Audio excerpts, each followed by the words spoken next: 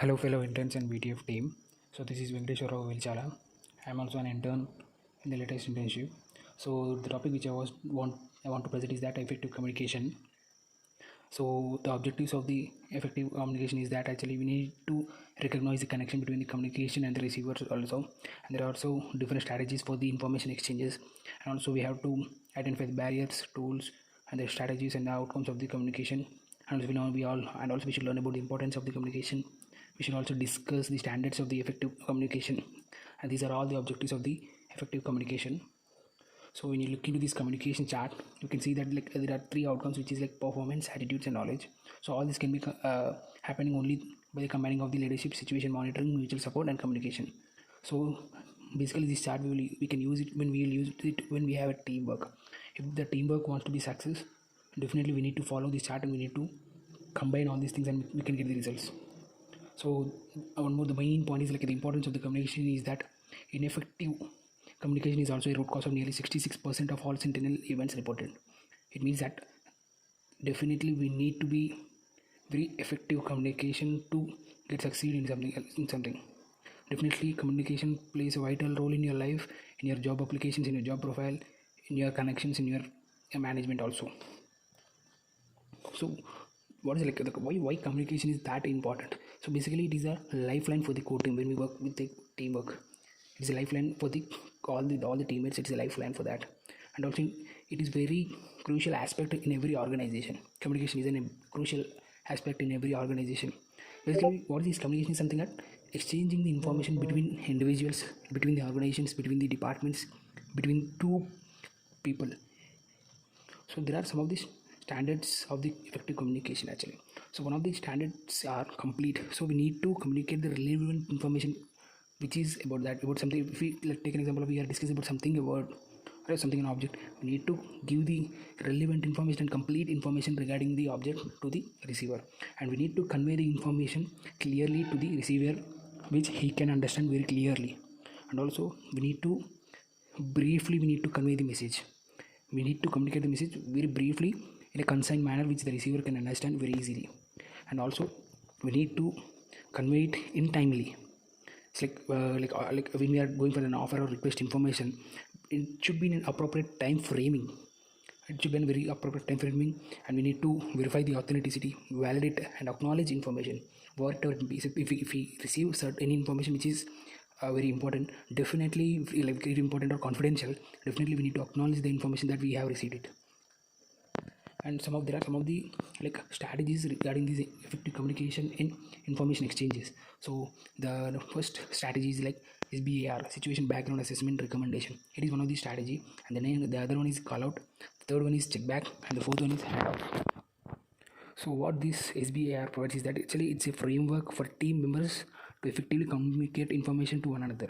So like when we are working as a team in a project or something, we need to follow this strategy which can help us in developing the project and get succeed in the project. So like what does this SBR do is like basically let's take like an SBR. So the first letter is like S. S is that situation. What is going on with the resident? So like what is the problem? What is happening in the problem? And the B is that background. What is the clinical background or context? Like what is the background of the problem? Like why it is happening? And the A is assessment. What do I think the problem is? We need to assess like why it's happening, how it's happening, and all this comes under assessment. Like we need to access it and we need to find the solution. And the fourth one is recommendation. So what solution would you recommend? What solution would you put on the table for this problem, for this situation? So by following this situation background assessment recommendation strategy, we can solve any problem very effectively, very cleanly, and very timingly. So by using all these four, we can effectively solve the issues. So this is this is the information. It's a framework by SBAR. The next strategy is call out. So what is call out? Actually, this is a strategy used to communicate important or critical information. Like if you want to pass out something very important, so we use call out strategy for that.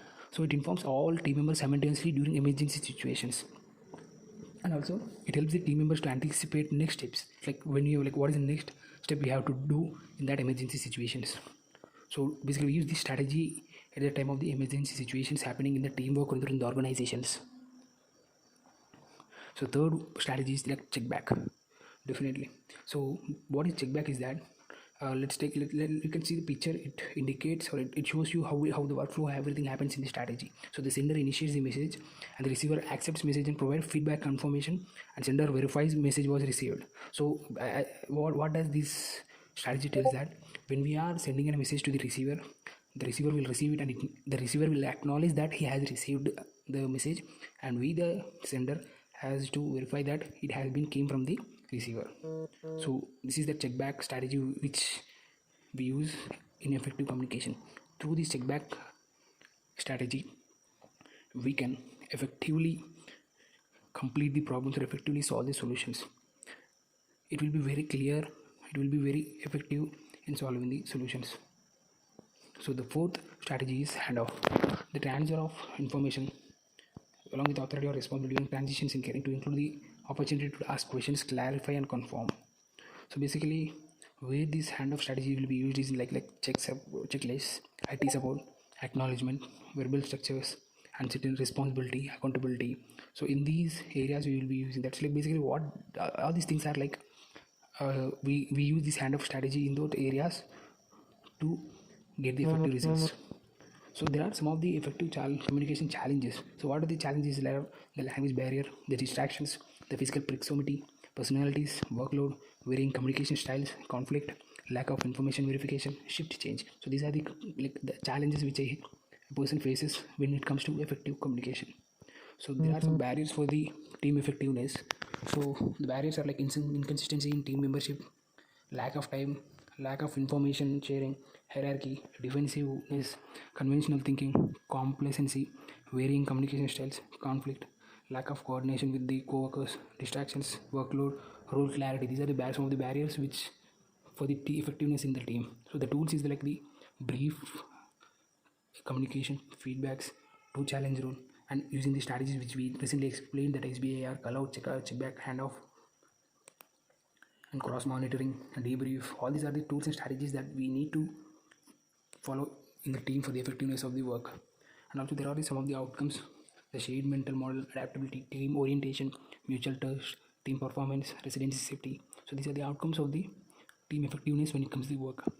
So when we follow the tools and strategies, we get these outcomes in the team so that it can help in developing the projects, or it can help in getting the great results.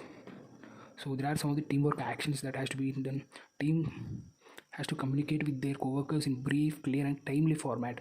So these, if we follow these actions, definitely the teamwork will be very effective and the solutions will be very effective, and it will be easy to solve these problems. So seek information from the all available sources, verify the information and share the information, practice the communication tools and strategies daily. So like all these strategies which we discussed about the SBR, call out, handoff, check back, all these strategies which we are discussed, we need to practice everything daily so that we will be habituated to that. So these are the actions that we need to look into it for the effectiveness of the teamwork and effectiveness in their results. So thank you everyone for allowing me for the presentation. Thank you.